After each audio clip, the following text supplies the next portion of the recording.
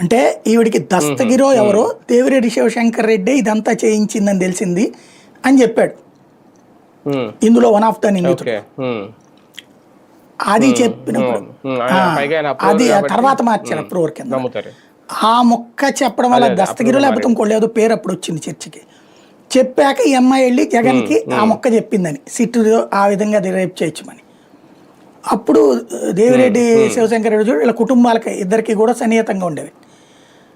అతన్ని ఎట్ట అనుమానిస్తున్నావు అమ్మ నువ్వు, అసలైతే మీ ఆయన్ని అనుమానించాలి, సిట్ ఇచ్చిన దర్యాప్తులు అయితే మీ ఆయన పేరుంది అనుమానం అన్నటువంటి పాయింట్ రైజ్ చేశాడు జగన్.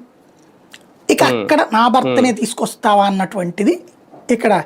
అంటే అవతలోడు పగోడని చెప్తుంటే కాదు నాకు నా భర్తను అంటావా అన్నటువంటిది ఇక్కడ. కృష్ణారెడ్డి వేసిన పిటిషన్ కూడా వీళ్ళ మీద ప్రైవేట్ది అదే కదా.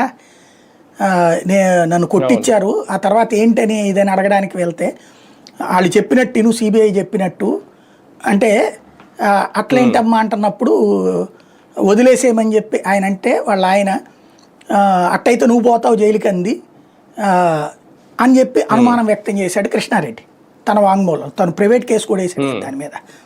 దాని ఆధారంగా విచారణ జరిపింది కూడా ఉంది ఓవరాల్గా.